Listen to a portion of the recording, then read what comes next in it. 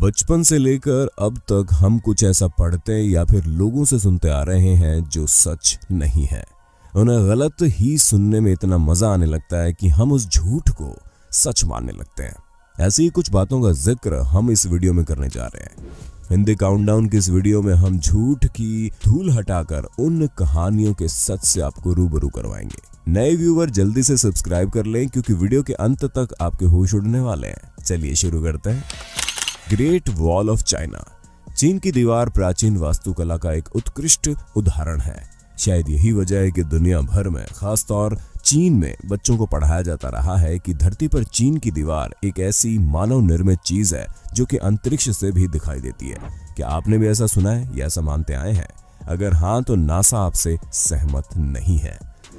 NASA तो इस बात को साफ नकार चुका है। नासा का कहना है कि चीन की दीवार लो अर्थ ऑर्बिट से बिल्कुल भी नहीं दिखाई देती। लेकिन हाँ, अगर क्लाइमेट बिल्कुल साफ हो तो कुछ अंदाजा लगाया जा सकता है। लेकिन ऐसा होने पर सिर्फ चीन की दीवार ही नहीं बल्कि दूसरे बड़े स्मारक जैसे पिरामिड, एयरपोर्ट्स वगैरह भी देखे जा सकते हैं। कुछ लोग ये भी मानते हैं कि चीन की दीवार को नंगी आंखों से चांद से देखा जा सकता है। लेकिन आपको बता दें कि ऐसा कुछ नहीं होता है। जैसे इंसान के बाल को 3 किलोमीटर दूर से देखना यानी कि बिल्कुल नामुमकिन है, ऐसा लोग अमेरिकी चित्रकार रॉबर्ट रिपली की वजह से सच मानने लगे थे, जिसने 1932 से अपने कार्टून फीचर बिलीव इट और नॉट के साथ एक पार्ट बनाया था, जिसमें उसने चीन की दीवार को मनुष्य का सबसे शक्तिशाली काम केवल चंद्रमा से मानव आंख से दिखाई देता है बताया था। ये बात निश्चित रूप से बिना किसी सबूत के कही गई थी, क्योंकि इसके 30 साल बाद यूरी अंतरिक्ष में जाने वाला पहला इंसान बना। इसलिए अगर नंगी आंखों से आपको चीन की दीवार देखनी है तो आपको चांद पर नहीं बल्कि आपको चीन जाना पड़ेगा। लेकिन वहां भी आपको निराशा ही हाथ लगेगी, क्योंकि नॉर्थ बीजिंग के आसपास की दीवार की देखरेख सही की गई है, लेकिन बाकी हिस्सों में अब देखने लायक कुछ नहीं बचा।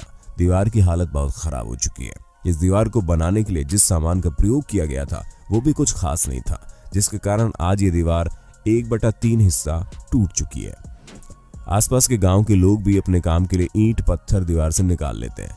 दीवार के पत्थरों को चुराकर या तो आसपास के लोगों द्वारा घर या रोड बना ली गई है या फिर उन्हें 7 से 8 डॉलर में चीनी सभ्यता का प्रतीक बताकर मार्केट में बेच दिया जाता है। 2012 की एक रिपोर्ट के अनुसार 22% दीवार तो बिल्कुल गायब हो चुकी है।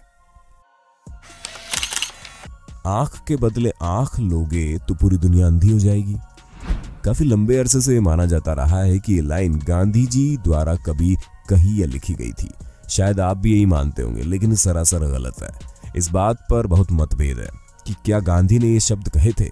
दरअसल ये कथन उनके अहिंसावादी व्यक्तित्व पर सटीक बैठता है। शायद इसीलिए लोग इसे सही मानते आए और न्यूज डिबेट और सोशल मीडिया पर यदाकदा चिपकाते आए हैं। An eye for an eye only makes the world blind.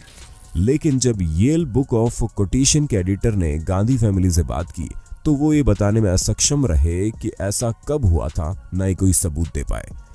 लेखक लुई फिशर ने गांधी जी की बायोग्राफी लिखते समय 2 बार इसी से मिलते जुलते वाक्यांश का उपयोग विभिन्न पुस्तकों में किया, लेकिन गांधी जी की तरफ से नहीं। इसके अलावा ये डायलॉग एक्टर बेन किंग्सले द्वारा 1982 में आई फिल्म गांधी में कहा गया। शायद यही वजह रही होगी कि जो सब इसे सच मान बैठे। नेसिस फोटो। लॉक नेस मॉन्स्टर एक पानी में रहने वाला दानव है जो नेसी के नाम से मशहूर है, जिसकी केवल दंत कथाओं में पुष्टि की गई है। इस दानव के स्कॉटलैंड के लॉक नेस इलाके में निवास करने की कहानियां मिलती है, लेकिन इस जानवर के किसी भी तरह के असली होने के सबूत को खोजने के सभी प्रयास बेकार ही रहे। लेकिन 1934 में तब हड़कंप मच गया जब कर्नल रॉबर्ट विल्सन द्वारा खींची गई एक फोटोग्राफ में यह मॉन्स्टर कैद हो गया। इसकी आज तक एकमात्र तस्वीर खींचने वाले रॉबर्ट विल्सन ने बताया कि वो झील की तस्वीर ले रहे थे तो अचानक से उन्हें मॉन्स्टर बाहर निकलता हुआ दिखाई दे दिया। उन्होंने जल्दी से उसकी 4 फोटो ले ली, लेकिन 2 ही सही निकल पाई और एक ही वर्ल्ड फेमस हुई। फोटोशॉप भी उस समय नहीं था, इसलिए उस फोटो पर सबको विश्वास हो गया और लोगों द्वारा उसके देखे जाने की कई मनगढ़ंत स्टोरीज सामने आने लगी, ठीक भारत के चोटी कटवा की तरह। 60 साल तक सब उसे सही मानते रहे, लेकिन 1994 में इस राज से आखिर पर्दा उठ ही गया। दरअसल वो एक सबमरीन खिलौना था जिसे क्रिस पर्लिंग द्वारा बनाया गया। ऐसा बदले की भावना के चलते किया गया। क्रिस मरमाडुक का दामाद था।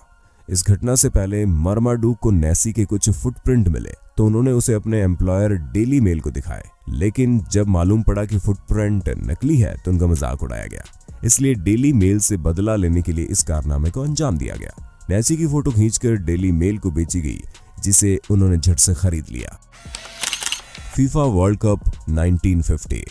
आप भी सोचते होंगे ना, कब वो दिन आएगा जब भारत फीफा वर्ल्ड कप खेलेगा, लेकिन जिन्हें पता नहीं उन्हें बता दे कि ऐसा नहीं है। 1950 में ब्राजील में हुए फीफा वर्ल्ड कप के लिए भारत ने क्वालिफाई कर लिया था।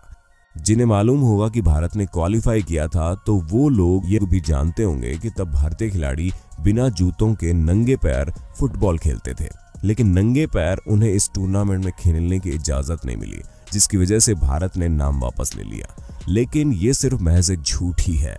इसके अलावा बहुत मानते हैं कि तब ब्राजील का सफर लंबा और महंगा था और AIFF के पास इन पर खर्च करने के लिए समय और पैसे दोनों ही नहीं थे, इसलिए हम पीछे हट गए। लेकिन ये दोनों ही बातें गलत है, क्योंकि आयोजकों ने भारत को ब्राजील लाने के लिए यात्रा के ज्यादातर खर्चों का भुगतान करने की पेशकश की, लेकिन भारत इसलिए पीछे हट गया क्योंकि टीम सिलेक्शन से AIFF नाखुश था और प्रैक्टिस के लिए कम समय दिया गया था। टीम के कप्तान शैलेंद्र मन्ना के मुताबिक तब AIFF फीफा वर्ल्ड कप को ओलंपिक की तुलना में ज्यादा सीरियसली नहीं लेते थे। Largest employment. आपने भी ये जरूर सुना होगा या खुद दूसरों को गर्व से बताते हुए आए होंगे कि पूरी दुनिया के मुकाबले भारतीय रेलवे विभाग में सबसे ज्यादा कर्मचारी काम करते हैं। दरअसल ये सच नहीं है, क्योंकि जब 2015 में सर्वे किया गया तो मालूम पड़ा इसमें इंडियन रेलवे 8वें स्थान पर है, जिसमें 1.4 मिलियन लोग काम करते हैं। वहीं 9वें नंबर पर इंडियन आर्म्ड फोर्सेस आती हैं, जिसमें 1.3 मिलियन लोग काम करते हैं। सबसे टॉप पर 3.2 मिलियन कर्मचारियों के साथ अमेरिकी रक्षा विभाग है। दूसरे नंबर पर चीन की पीपल्स लिबरेशन आर्मी है, तीसरे पर वॉलमार्ट और चौथे पर मैकडॉनल्ड्स हैं। लेकिन 2017 में आई फोर्ब्स की रिपोर्ट के अनुसार इंडियन रेलवे अब 1.54 मिलियन कर्मचारियों के साथ 7वें पायदान पर पहुंच चुकी है। उम्मीद है अब आपकी जानकारी अपडेट हो गई होगी, लेकिन थोड़ा इंतजार कीजिए क्योंकि 4 अभी बाकी है। National sport. हम न जाने कब से NCERT बुक्स में ये पढ़ते आ रहे हैं कि हॉकी भारत का राष्ट्रीय खेल है। हो सकता है आपने इस पर निबंध भी लिखा हो। ये सामान्य ज्ञान की हर किताब में है, प्रतियोगी परीक्षाओं में भी, यहाँ तक कि सरकारी वेबसाइट में भी लिखा है। लेकिन हम आपको बता दें कि देश को 8 ओलंपिक गोल्ड और 1 विश्व कप दिलाने वाले इस खेल को भारत के राष्ट्रीय खेल का दर्जा हासिल नहीं है। जी हाँ, ये हम नहीं, खेल मंत्रालय ने एक RTI क्वेरी का जवाब देते हुए बताया है। 2012 में ऐश्वर्या पाराशर ने प्रधानमंत्री कार्यालय से पूछा कि भारत सरकार ने हॉकी को राष्ट्रीय खेल के रूप में कब माना, लेकिन केंद्रीय युवा मामलों के मंत्रालय के अवर सचिव SPS तोमर ने बताया कि उनके पास ऐसा कोई रिकॉर्ड उपलब्ध नहीं है। इसे सामान्य खेल में राष्ट्रीय खेल के रूप में जाना जाता है। यानी आज से करीब 8 साल पहले ये साफ हो गया था कि हॉकी नेशनल स्पोर्ट नहीं है। लेकिन क्या अभी तक आपको इसकी जानकारी थी? National anthem. अब जो मैं आपको बताने जा रहा हूं ना, उसे जानकर आप पक्का दंग रह जाएंगे। आजादी के इतने दशकों बाद आज भी हम अपने राष्ट्रगान को सही ढंग से ना तो पढ़ते हैं ना ही गाते हैं। चौंके ना? जी हाँ, राष्ट्रगान के पंजाब, सिंध, गुजरात, मराठा में प्रयुक्त सिंध शब्द है ही नहीं। इसकी जगह सिंधु शब्द किया जा चुका है, लेकिन हमें पता ही नहीं है और ना ही ये उपयोग होता है।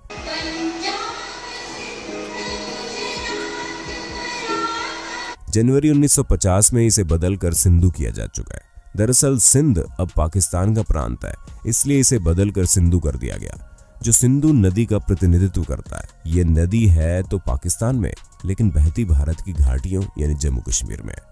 भारत सरकार की आधिकारिक वेबसाइट में भी सिंध नहीं सिंधु शब्द का उपयोग हो रहा है, लेकिन हम आज भी इस पर ध्यान नहीं देते। उम्मीद है आप चौंके नहीं होंगे। ठीक उसी तरह 26 जनवरी, 15 अगस्त और 2 अक्टूबर नेशनल हॉलिडे माने जाते हैं, लेकिन सरकारी रिकॉर्ड में भी इसका कोई आदेश नहीं है जिसमें इन दिनों को राष्ट्रीय अवकाश घोषित करने की बात कही गई हो।